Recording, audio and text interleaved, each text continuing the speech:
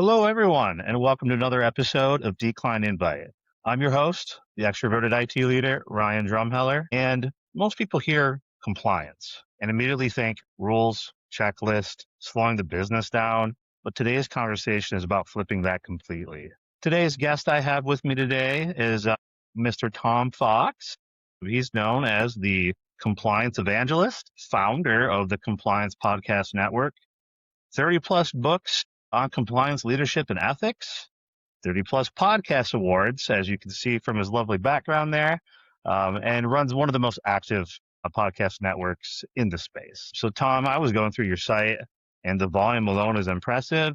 It's not just like the content, it's like the full ecosystem you've got. Tell us a little bit about yourself and kind of how all this kind of came to be for you. Sure. So I've been in the compliance arena for about 20 years. I was a general counsel at a company that had violated a U.S. law, and that's where I learned about compliance. Then I later went out on my own and helped companies build compliance programs inside of corporations. So I'm sort of started off as the nuts and bolts guy, and I guess that's still kind of my main moniker.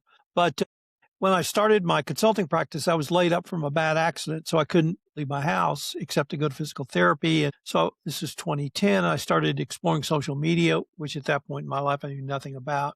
And that led to blogging, and the blogging led to podcasting. Started blogging in 2012, started blogging every day in 2011, started blogging in 2010, every day in 2011. Podcasting in 2012 and 2017, I got the bright idea to found a network. So I went around. There were three big compliance trade groups, two nonprofit, one for-profit. I went around and said, look, let's create a joint venture of a podcast network, and we will put all our podcasts in one place. We'll be the only resource for the consumption of compliance-related information in the podcast format. We'll not take away from anything you're doing at all. And not that I would ever suggest anything anti-competitive, but we'll corner all the market on advertising. And they all said either what's a podcast or not interested. So I just said, bleep it, I'll do it myself. So I did. In 2019, I decided that I had to either fully commit to the network. I putzed around for a couple of years. And so 2019, I decided I had to fully commit or move it to hobby status. So I quit practicing law. I bought all the cool toys you see, built this huge network infrastructure. And at the end of the year, I'd made about $10,000. And I thought, well, that was an interesting experiment. Just have to go back to practicing law. So I did that until March 15th of 2020 when they shut the country down for COVID. And so, like many people, I was trying to figure out what I was going to do. And starting about May 15th of that year, I got calls from every compliance company, and these were software product companies in the compliance space with the same question, which was, how long to get access to your network? Because up until that time, almost all compliance marketing was done in person. Trade shows, conferences, breakfast roundtables, lunches, dinners, etc. And of course, none of that was available. And even by 2020, I had the largest social media presence in compliance. And because of all the work I'd done in 2019, my answer was the same, 24 hours, because it was just a drop and drag or a plug and play. And my little world literally blew up. I went from about 100,000 downloads in June of 2020 to 250 in August. And so just for the next couple of years, tried to ride the tiger because I was stuck in the position of I had people with money to spend and nowhere to spend it. So my little world blew up. And since that time, I've tried to manage that spectacular growth I had during the pandemic. I moved to a rural part of West Texas, and I founded a second podcast network there called the Texas Hill Country Podcast Network, which is not B2B, but focuses on rural issues and rural storytelling, et cetera. So I'm not the biggest podcast network in compliance. I'm the only podcast network in compliance, even to this day. I love that. I mean, that is the marketing slogan right there. And the COVID story, I mean, it makes so much sense from a business perspective. And, the tech industry is kind of going through a weird thing right now. Top of that with AI, I feel like it's like second COVID in a way, other than I can get out and walk around still. Right. But yeah, the blow up and the explosion. I have a lot of friends, being in IT, I've partnered a lot with compliance and making sure that they got their needs fulfilled, as well. So, jointly, got to learn along the way and why it was important. I'm hoping that we can educate a lot of individuals, on that today. So moving forward, let's just do a couple quick icebreakers. One business buzzword that you would retire. You hear it and you're like, I'm good. We don't need to use that word anymore. Meetings, Love it. the Well, bane of my business existence is meetings. yeah, that's kind of the whole cliche of the podcast name. So it makes total sense to me. What's an invite that you would decline now that you didn't before earlier in your career? I pretty much will talk to anybody, anytime, anywhere about compliance. So I guess the meetings and invites I consistently turn down now are podcast marketing companies that connect with me on LinkedIn, largely from South Asia. And my experience has just not been good. So I don't take any of those people's LinkedIn messages anymore. I understand that. I've heard from a lot of individuals the kind of bait and switch podcast thing that's out there, which is very interesting. I'm sure I'll fall into one of those and feel that pain, but yeah, we're not here to do that. We're here to highlight and educate compliance and yourself and all the great things we're doing. Which brings me to a great question. What's the biggest misconception you feel about compliance that others kind of, when they hear it, it's kind of a misconception? Sure, and it kind of ties into everything I stand for, do, try to articulate, write about, podcast about, et cetera, which is compliance is not Dr. No from the land of no. Maybe 20 years ago it was, but done correctly, effective compliance equates to more efficient business process, which equates to greater ROI. And if you've operationalized compliance at the speed of business, then you can burn compliance into your business process so you can do business faster, more efficiently than your competitors in compliance safely at little or with a not little or no risk, but with a managed risk that allows you to do that. And AI has given compliance professionals the tools to do that. And so I started taking deep dives into AI about 18 months ago. And since that time, I've been writing a lot and podcasting a lot about AI and compliance. Yeah, I'm putting out more and more AI videos of you got to get on the train, or I mean, the train's already left, so you need to grab onto that. And if you can find any ways to help your craft or your profession speed it up, do it more accurately, check those audit lists, make sure that we're actually doing the things we're saying we're doing them. All of those things are crucially important, and all those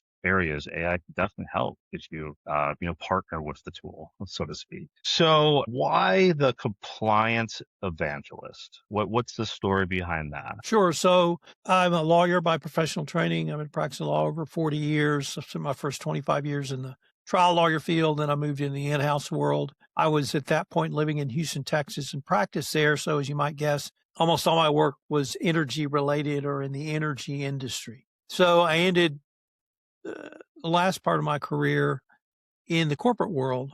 And that experience taught me that you could actually help fight the international scourge of bribery and corruption, which costs the world $3 trillion annually, according to the the United Nations, inside a corporate world. And you can do that by building out policies and procedures, training on those, creating the right incentives, et cetera, et cetera.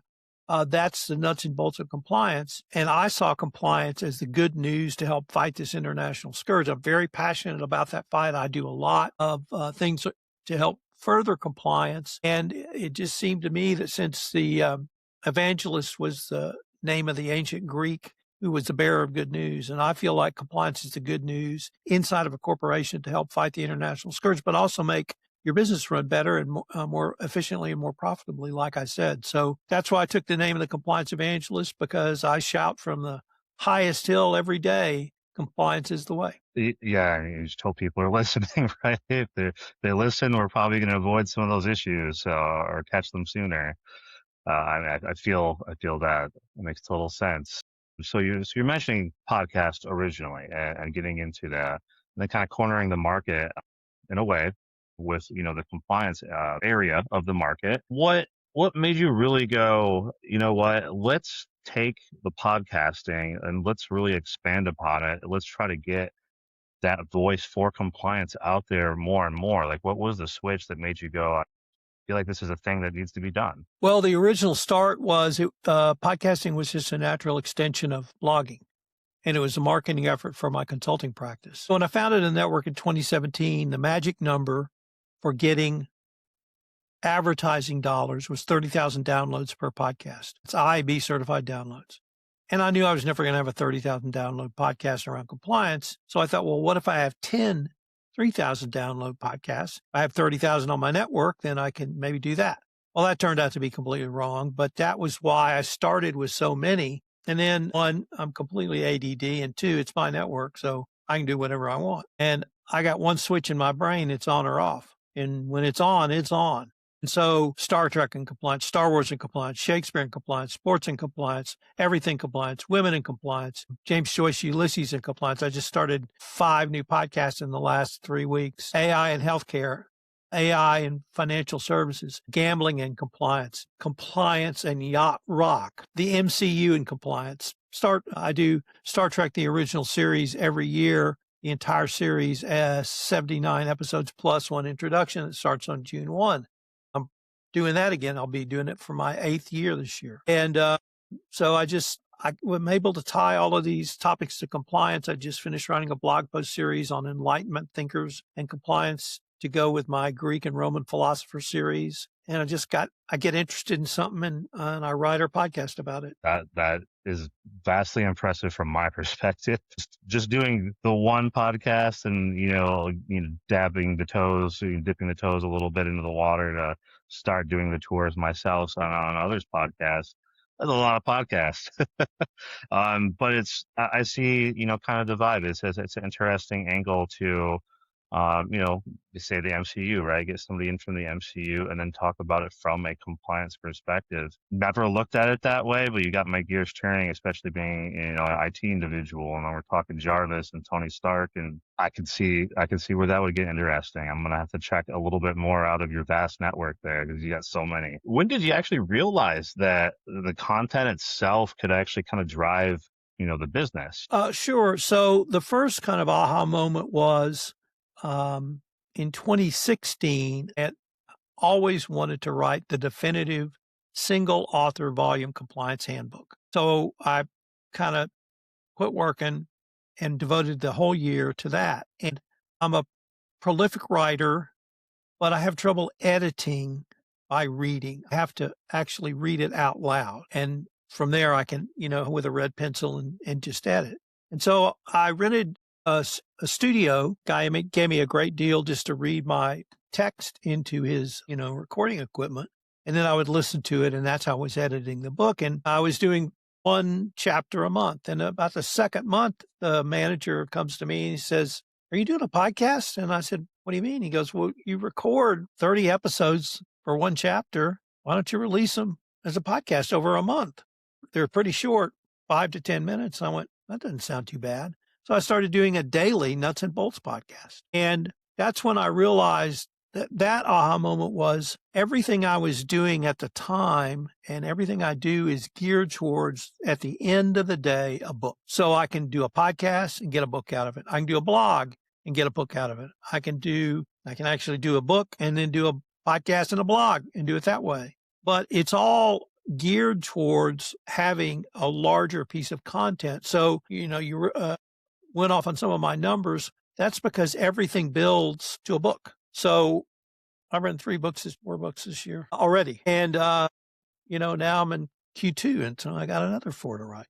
But it's all based on, blogging every day or podcasting every day, having that, then editing it into some form that someone's going to be able to use going forward. So what in my space of product providers in the compliance space, there's 5 unicorns over $1 billion. So let's not talk about them. Everybody else is sort of $5 to $50 million in revenue.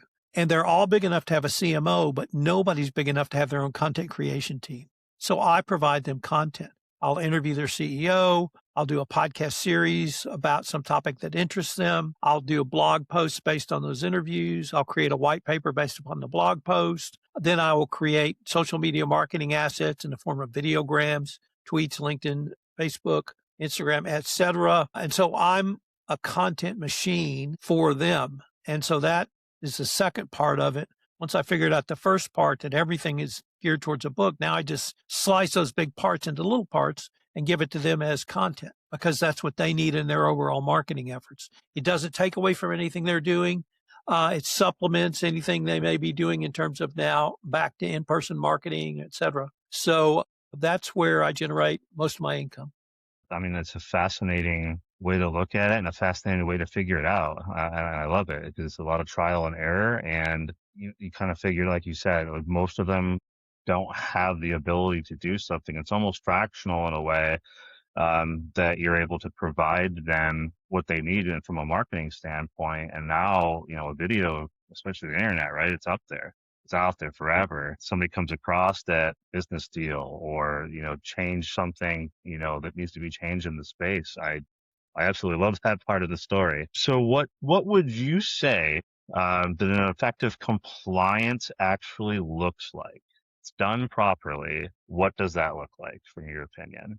Effective compliance is not a check the box exercise. It is a proactive, preventative compliance that's embedded into the business process, which allows you, as I've said, to do compliance at the speed of business. You don't have brakes on a car to drive slow. You have brakes on a car to drive fast.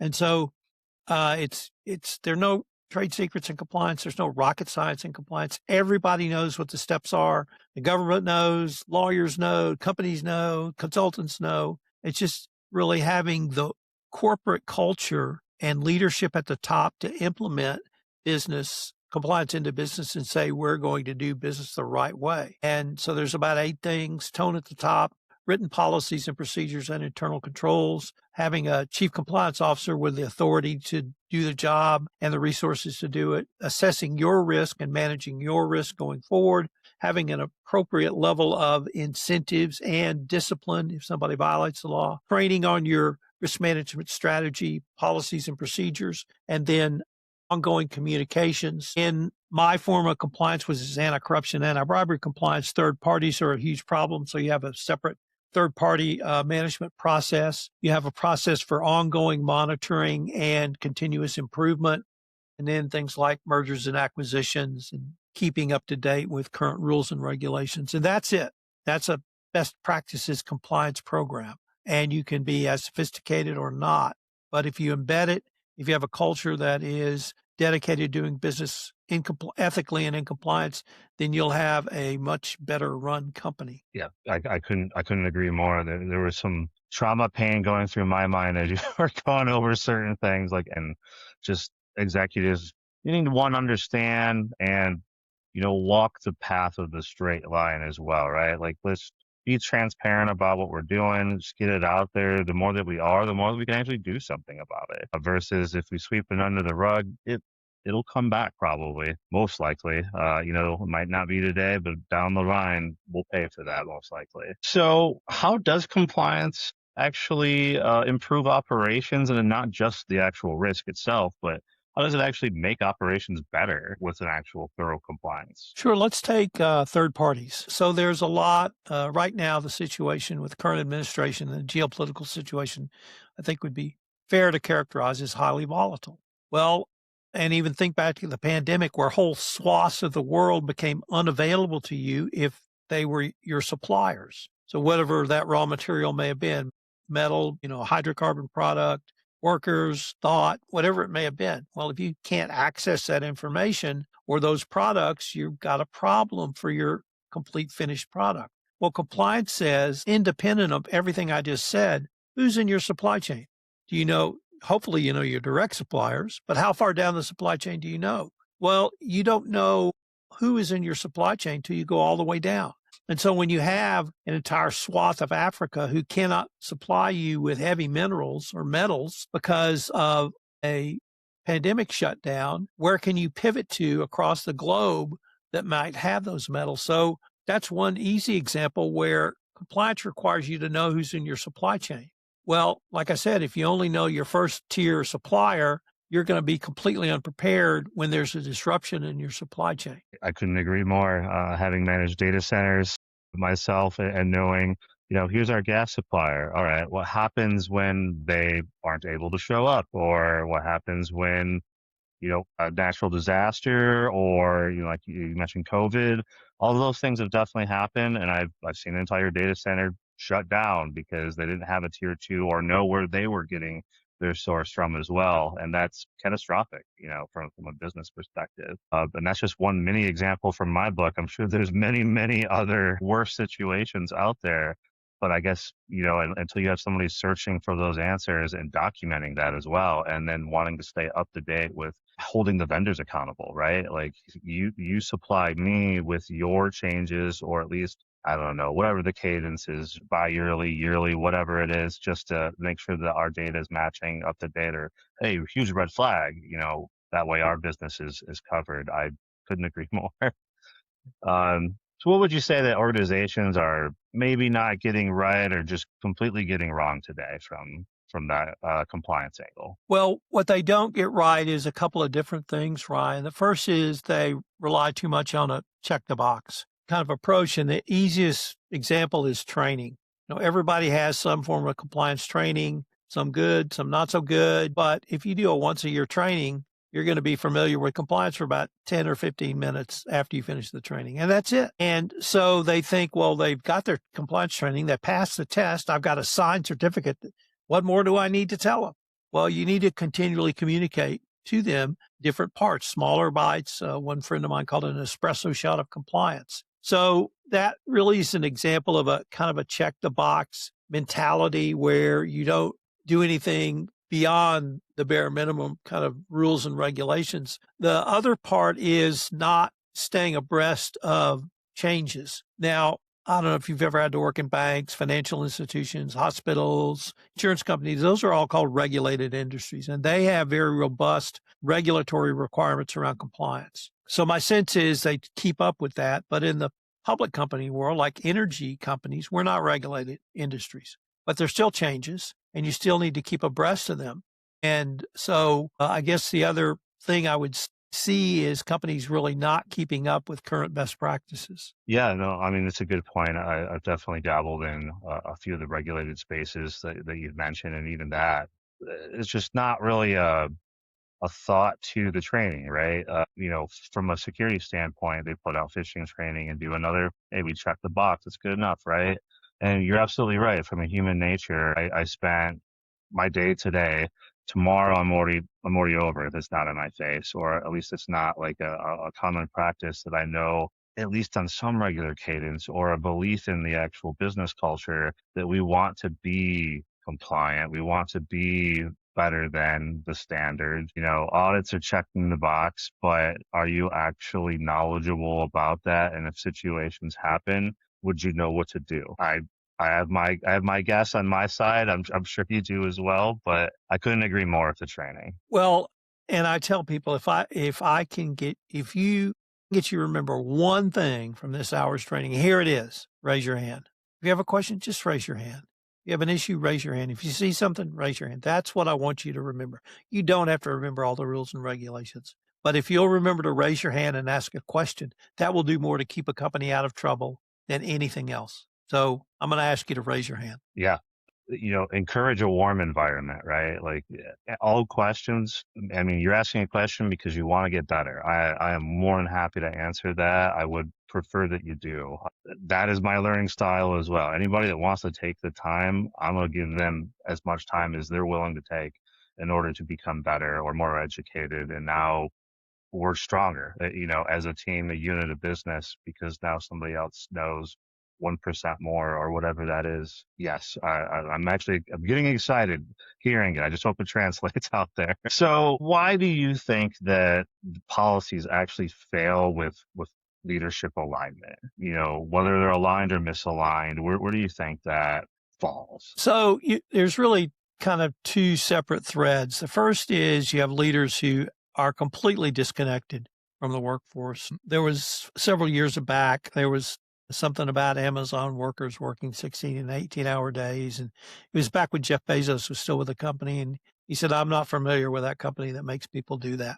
Well, he was completely disconnected from the company. And so they don't believe or can't believe someone wouldn't be as ethical as them or have the same, internal culture as they would. So that's sort of one. The second is when you have a business leader who really, unfortunately, sees compliance as a hindrance, and they don't understand that, look, I can make you better. Here, early on in my career, I was visiting with a CEO, and he said, I want to do X. And I said, well, you do that, you better get fitted for an orange jumpsuit because you're going to prison. And he looked at me and he said, "Now, wait a minute. You're the lawyer. You go figure it out." And I thought about it a long time, and he was right. My job as a lawyer, my job as a compliance professional is to manage risk. Now, there's clearly some risk if it's illegal, end of story. But if it's a high risk, and let's get out of the compliance realm, say I want to build a nuclear power plant on a beach. That's as high risk as you can get because a flood, hurricane, a tsunami can not only wipe out the power plant, but it can potentially spread radioactivity throughout a geographic area. Now, is that high risk? Absolutely. But say, okay, Tom, I'm going to build a 50-foot seawall. Okay, understand that the cost of the risk management is high, but if for some reason the end product can be so profitable, you'll still make money, you may choose to accept that risk. Now, that's going to come down to the risk tolerance of the CEO, the risk tolerance of the board of directors, but they may be risk taking. And high risk taking does not necessarily mean something bad. It just means you need a high risk management strategy. Conversely, I've had people tell me, look, I can make money in the center of the road. I don't have to get close to the edges. I'm staying in the middle. Great. I'll keep you in the middle. So it's really what's the risk taking strategy of the top management, but it has to be paired with the amount of risk management that someone like me or a compliance professional can put in place. Yeah, no, I think those were all very valid points for those that maybe aren't close enough to compliance or just learning about that. Those decisions get made all the time. And sometimes unplanned things come up and you've got to decide. You made some very valid points. Is it legal? That is the number one question, first and foremost, I think, is it's not legal. Like you said, end of story, or at least it should be. Absolutely better be. And then, everything else is a good, how do we make it compliant? How do we correct the change? It kind of ties into a risk register quite a bit. And, I've done a lot of certifications as well along my way. There's a lot of that in the CRISC certification from ISACA. It's a good thing to just be aware of as an employee as well, because then if you can spot something, you can at least bring it up and try. Maybe somebody didn't see it, but at least you can go to bed and put your head on the pillow at night to say, I try to make it better. Well, how do you make compliance engaging for employees? I think that's a great topic. I think people would love to know. Well, you can tell them a story of compliance through the lens of Star Trek, the original series. I'm a big believer that's the greatest sci-fi show ever, and everyone should feel the same way as I do. So there you go. We're going to talk to you about compliance through Star Trek. But you have to do stories. You have to give them information that's applicable and appropriate to them, but it's in an interesting way. So I have a colleague who came to the world of compliance from the world of improv comedy. And he helps companies put on engaging training using the strategies he learned as an improv comic. And so it's really all about engagement and it's all about storytelling. If I'm going to get, a 268 page, 8-hour training PowerPoint, and I'm in sales, I might make 30 seconds, maybe 60 seconds before my eyes roll inside my head. So you've got to figure out who your audience is. You've got to tailor your message to your audience, give them information that's useful, but make it engaging. And so that's it. I love that. I mean, what's the thing that I'm going to remember? Something that was completely different, not the PowerPoint presentation, but if you're coming in and instantly you're doing improv and mixing in the actual compliance with that, I'm going to remember that for a long time. Maybe never forget. And I love that is a style, and I hope that more companies kind of think outside the box about that instead of checking the box. I absolutely love that. And I think with that, I think this is a good place to go ahead and hear from our sponsors. Hello, everyone. Ryan here from Stellarhorn. Let me take a quick second to talk to you about something I see all the time. Most businesses don't actually have a technology problem. They have a leadership problem. They've got systems, tools, even teams in place, but no clear direction, no strategy, and no one connecting technology to the business. That's exactly why I built Stellarhorn Group. I help organizations through fractional CIO leadership, advisory, and project-based work, bringing executive-level technology leadership without the full-time CIO cost. Whether it's strategy, cybersecurity, AI governance, or leading critical initiatives, It's about helping you make better decisions, reduce risk, and actually move forward with confidence. If that sounds like something your organization is dealing with, please reach out. Let's have a conversation. Stellarhorn Group, rare leadership, real results. Technology leadership without the full-time CIO cost. So now that we're back, more questions that I have centering around podcasting as a business strategy. I mean, you've built an entire podcast network, right? Why podcasting outside of like a natural extension from blogging? What and why do you keep doing them, showing up every day to continue to do brand new podcasts, more episodes, more ideas? Like, what is the madness that brings you to wanting to do that day after day? Well, you asked several different questions in there. Let me start with the last one. I love doing it. And I'm not the smartest guy in the world, but I'm talking to the smartest people in the world. And because I'm talking to the smartest people in the world, I can connect the dots. And so it makes me a very well respected author because I'm quoting the smartest people. And so it's made me an exponentially better lawyer and compliance professional. And I'm able to incorporate that. I do an annual update to my handbook that I wrote in 2016. I'm on the 8th edition this year. And that goes into every update of that handbook. A voraciously curious person and learner. And so it fits into exactly to my personality. And then I got interested in sports gambling and the pro sports. So I had a friend who was equally interested. That's that podcast. I got turned on to Yacht Rock, which I previously panned, but I watched a couple of specials on it. And I said, well, yeah, this is not too bad. And I grew up with this. So I got a big Yacht Rock buddy. We're doing a podcast on compliance in Yacht Rock. And I just get interested in a topic. And I told you I was writing about these philosophers. Well, I talked to another friend of mine, and we're going to do a podcast series on all the philosophers I've written about. So I'm getting him up to speed on the Greek philosophers. And I just get interested in something and like to talk about it and explore it. But the first part of your question was, why should you have a podcast? Well, I live in two worlds. I live in the compliance world and I live in the podcast world. And in the podcast world, I'm the biggest advocate that every business needs a podcast. There's 5 reasons to have a podcast in the business world: thought leadership, its engagement, client development, sales, and content. And you can use the podcast for each one of those, and it will allow you to grow your business. So I'm an evangelist in that space, that every business needs a podcast because it's such there's actual science behind this that I knew intuitively 10 years ago. Something about the audio experience. It's different than the visual experience and it's different than the reading experience. And now I've gone to a couple of presentations where it's because audio activates the hypothalamus, which is the pleasure quarter of your brain. And for some reason, so if you hear it, as opposed to even seeing it on television, you remember it better. So there's real science behind that. The audio format of the podcast works. Tell people I have 2 metrics and 2 metrics only for a successful podcast. Number 1, how much did I learn? And I always learn something because I'm talking to somebody else. Number 2, and equally importantly is, and I think you've already figured this out, how much fun did I have?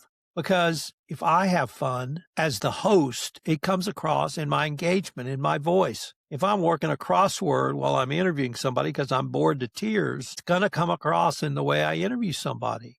And those are the 2 metrics, and that's it. So sometimes that translates into great numbers, sometimes not. But that's the only 2 I care about. I'm learning that more and more and more as I continue to do more recordings. And I feel the same way. I'm a pretty extroverted individual. I love hearing somebody's story or, where they came from, what background they're in, just to expand my own. But then I also like mentor quite a few other individuals. And there'll be times where, like, for example, if somebody came into the compliance space, I might hit you up with a message on the side and be like, hey, I've got a, young up and comer who really would like to know more. I can give them my perspective, but I really feel like a true professional in a particular space might be more appropriate. And then now we're networking and guiding others across, all over the place. That's the one thing that I learned roughly a year ago that I should have done better is networking. And that's the one power of podcasting that I've really enjoyed so far since I just decided to do it. So good question for that would be, why does podcasting do better than other channels? We kind of got into it a little bit with like the audio, but why do you think the perspective is that people see something, hear something, or the social media of today, why that does better? Well, it is the audio, but there's another part, and it's the content. So I talked about how I use a podcaster. So one podcast gives me 15 pieces of social media marketing content that I can give to you and you can use. So you can extend out your reach on a campaign basis or whatever basis you want. So I find it to be the best starting point for the creation of content for marketing. Yeah. No, I'm learning that more and more. I saw somebody post like a top 10 things that they dislike on podcast list. I read it and I just kind of chuckled. I'm like, I might be every one of these right now. But I'm learning as it goes along, and I'm a true proponent of just do it. Like doing it versus not doing it. Well, I'll learn the more people I talk to, the more people I meet, and then the more time I've been making, along with that to make a production value better or whatever. But I go back to all of that's great, and like, yeah, maybe it catches my eyes, but like the conversations is what I truly think is important. Going back and forth on topics, that's where I'm going to learn. That's where I'm going to engage. And I hope that the audience takes something away from that and they feel like they learned something throughout that. And that's kind of what I try to focus on more so than anything else. I'd be curious what you think others in the space are like some of the biggest mistakes maybe that you see, or something that you would suggest that would help draw in an audience member. Let me limit it to my mistakes. So with the exception of one, which I'll talk about at the end, I've never made a mistake. And the reason I've never made a mistake is I've learned from it. Everything I have done has been a learning opportunity. And unfortunately, it took me a long time to figure that out. Certainly didn't learn it in the practice of law, but everything I've done, like poor audio, whose fault is that? I didn't have a good mic, or I didn't tell you didn't have a good mic. The editing's bad. That's me. Bad show notes. That's me. You weren't engaged because I wasn't engaged. That's me. Like I had a guy this morning and he was obviously just reading his answers. And I started sliding in questions that weren't on the outline. And at first you could see the panic in his eyes, but then he went, he's just asking me about my product. I could talk about that. I'm like, so we got a little conversation going. Now, the mistake I made, I'm sure you've made it, but you only make it once. And that is forget to hit the record button. So once I flew to Boston to interview a Harvard professor, he graciously gave me 3 hours. We had a wonderful interview. And at the end of 3 hours, I looked down and I said, why isn't that red light on? This is not good. So I always double check. I hit record. I use Riverside too. So I look up there and make sure it's red. I make sure the little timer's going. Yeah. So you only have to make it once, though. You never forget. Yeah, no, there's so many things going through your mind, especially when you're getting started. And I did as well. Like there was a few things I knew I needed to do before this recording, and I'm stumbling through it. And that is so easy. I could have missed. Luckily, I'm ADHD is I go off routines pretty frequently. If it's not in my routine, it's gone anyway. So if it's in my routine, I check, but it's so easy to miss something. My last recording was a brand new mic. I never checked the gain. I heard it in my recording. I'm like, I'm gonna check it this time. So I 100% agree, and that's a 3 hour miss. That's rough. So you've been blogging daily at least since 2010 from my notes. I think you mentioned that earlier. How do you sustain like all of the content that you're trying to do and put out there? Well, the first year I did it 3 days a week. And in 2011, I decided that I was going to do it daily. And it actually became easier because it became part of my workday. And so if I don't have a blog tomorrow, I know at some point I have to sit down and write it. And I do not, if I can't think of something, when I was starting, I would just go get a compliance book out of my library, drop it on the floor, wherever it hit, I write about that. No author will ever say you can't write about their stuff if you cite to them. So you don't have to worry about plagiarism.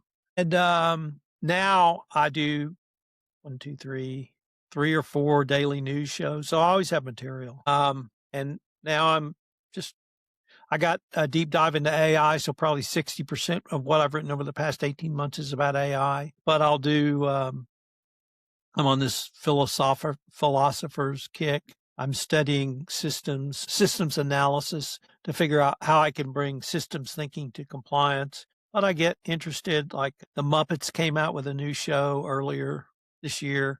So I'm writing a series about the Muppets and compliance. I've written on Winnie the Pooh and compliance. I just do whimsical things like that. Whatever kind of interests me, never without topics. Yeah, I mean, I guess when you put it in that perspective, if I could tie everything to every topic that interests me, that is a great piece of suggestion. That as somebody like me just starting to get out there and starting to make a bunch of content, you come across all of the articles on how to actually do it. But I think just doing it and doing like what interests you, goes back to kind of what you've mentioned a few times. You're engaging, you're actually trying to do something, and then eventually that lands in that particular person's lap or big audience lap maybe, at that point, and now you've hit something, and then you can go do all these other random ideas that you get as well, just to kind of see what happens with it.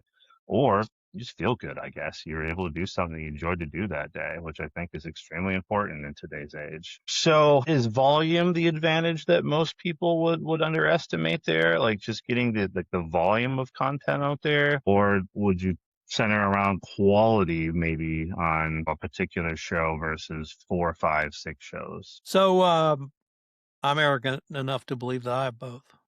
So I'm the guy.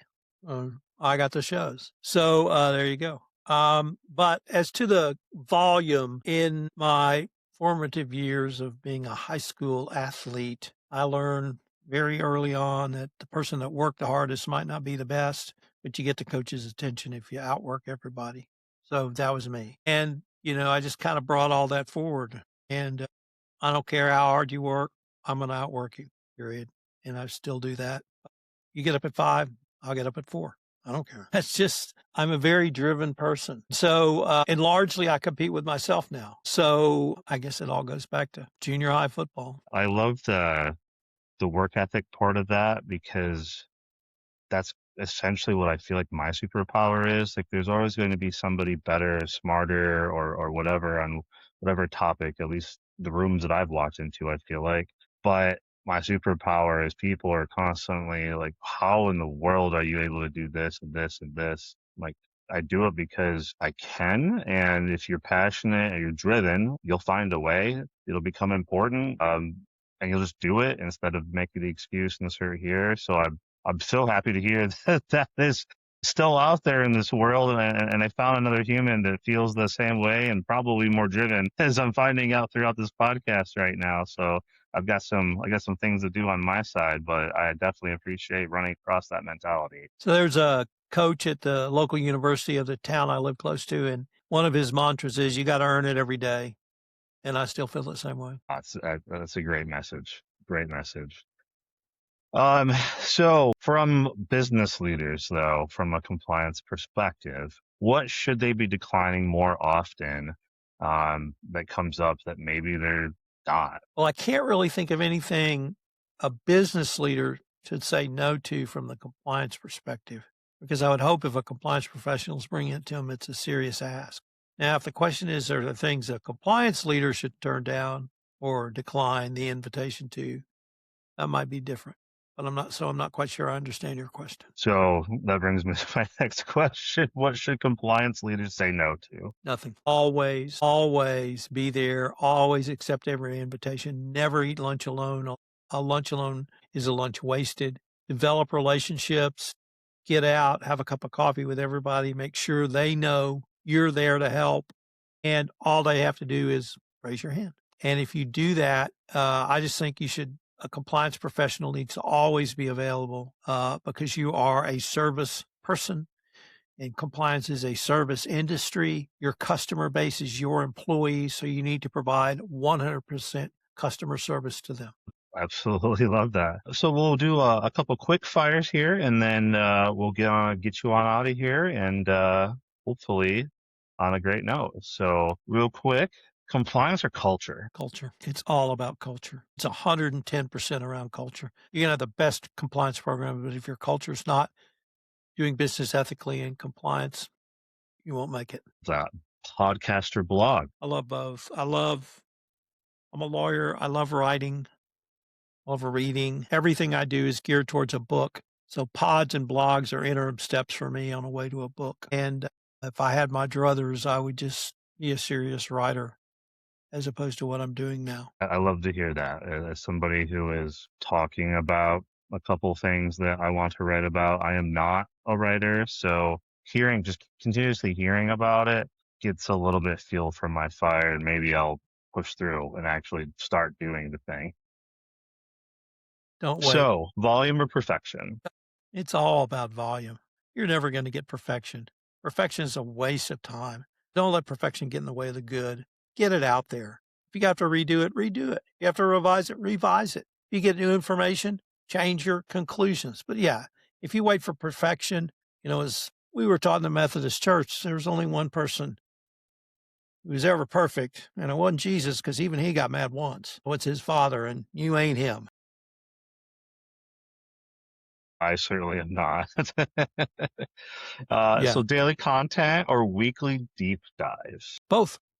Absolutely, because they both have separate functions. I started a daily compliance news show in 2018, and more people tell me, that's how I start my day. It's 8 minutes, gets me in the mood thinking about compliance. You give me 4 curated stories that I can talk about if I need to. And then last year, literally on a lark, I decided to start. I was going to do an AI news show, like my daily compliance news. Well, there are plenty of AI news shows, so I started Googling AI and compliance news. Well, it turns out there's a wealth of AI and compliance news, and it has made me exponentially better at AI doing that. But here's the thing. It has blown up in a way I can't believe. I'm in the top 100 podcasts in 50 countries on AI for a 5-minute, 5 news stories podcast that I do every day. I can't figure it out, but all I know is it's got legs. Oh, I love that. I'm very happy to hear that. Who would have known? You decided to take a leap on something you wanted to do. So start fast or plan first? Really? Start. Just start. People always say, what's the most important thing about starting a podcast? Get off your duff. Start. When my daughter was 7, she wrote her first book, and I said, this was long before I'd written a book. I said, honey, how did you do that? She said, Dad, if you want to write a book, it's easy. You just sit down and write a book. Why didn't I think of that? Start. Just 7-year-old giving you that advice. Yeah, it really puts things into perspective. I agree. Yeah, just do it. So, final questions. What's a piece of advice that you would give business leaders, especially in the compliance space, business working alongside compliance? Well, if it's in the compliance space, an effective compliance program will make your company more profitable. There is academic and demonstrable data research on both of those points. Number one, if it's in the podcast world, you got to have a podcast. Your company has to have a podcast. If you're an individual, you need a podcast. Build a brand of you. What I'm doing, so I completely There you agree.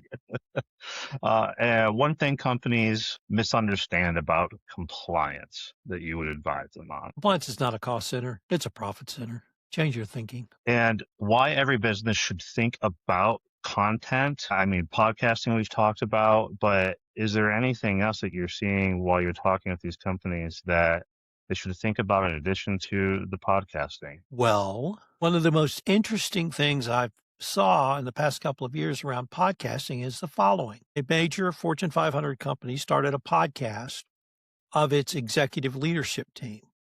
And it was simply a cup of coffee interviewing them, talking about their background and what they did. It was for employees only.